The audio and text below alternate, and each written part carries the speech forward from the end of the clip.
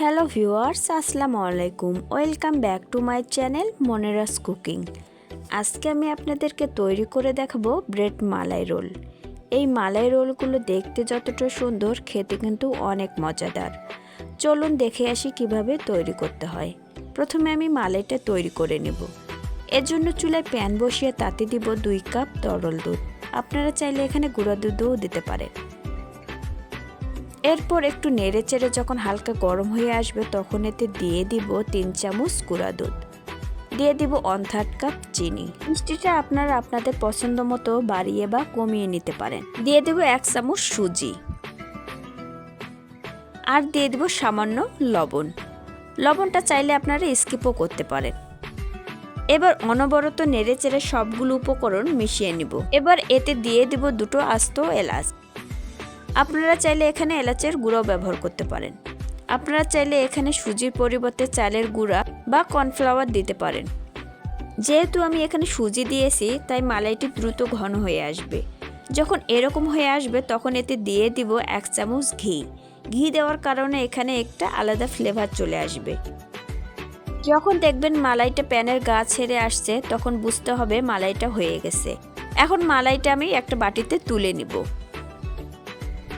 এখানে আমি কয়েক পিস পাউরুটি নিয়েছি। আপনারা যতগুলো রোল তৈরি করবেন ততগুলো পাউরুটি নিতে হবে। এখানে একটি পাউরুটি নিয়ে পাউরুটিটাকে বেলে নিচ্ছি। বেলে নেওয়ার পর দেখতেই পাচ্ছেন পাউরুটিটি এরকম হয়েছে। সবগুলো পাউরুটি আমি এভাবে বেলে নিব। বেলে নেওয়ার পর পাউরুটির যে ব্রাউন অংশ সেটি আমি ছুরির সাহায্যে কেটে নেব। এভাবে আমি সবগুলো পাউরুটির ব্রাউন অংশ কেটে নেব। দেখুন সবগুলো পাউরুটির ব্রাউন অংশ আমি কেটে নিয়েছি।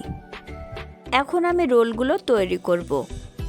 রেডি করে রাখা পাউরুটির পিস থেকে আমি 1 পিস পাউরুটি নিয়েছি। এবার এর উপর দিয়ে দিব রেডি করে রাখা মালাইগুলো।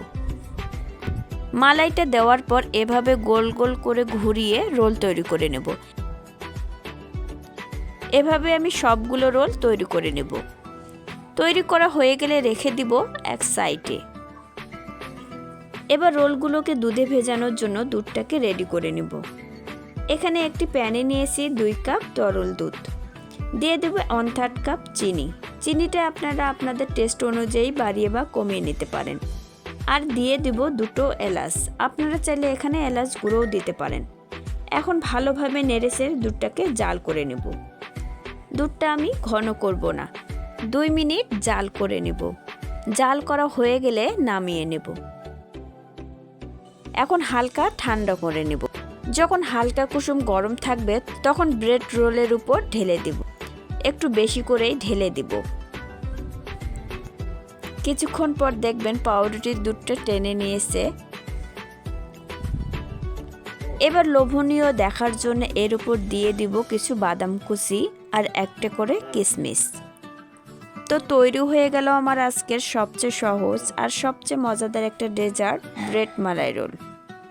আপনাদেরকে একটু কেটে দেখাচ্ছি। দেখতেই পাচ্ছেন কতটা সফট হয়েছে। তো আপনারা চাইলে অবশ্যই বাসায় এটা ট্রাই করতে পারেন। আমার রান্না যদি আপনাদের ভালো লেগে থাকে তাহলে অবশ্যই লাইক, কমেন্ট, শেয়ার করবেন। আর আমার রান্নার ভিডিও নিত্যদিন পেতে চাইলে অবশ্যই আমার চ্যানেলটি সাবস্ক্রাইব করবেন, পাশে থাকবেন। সবাই ভালো থাকবেন, সুস্থ থাকবেন। আল্লাহ হাফেজ।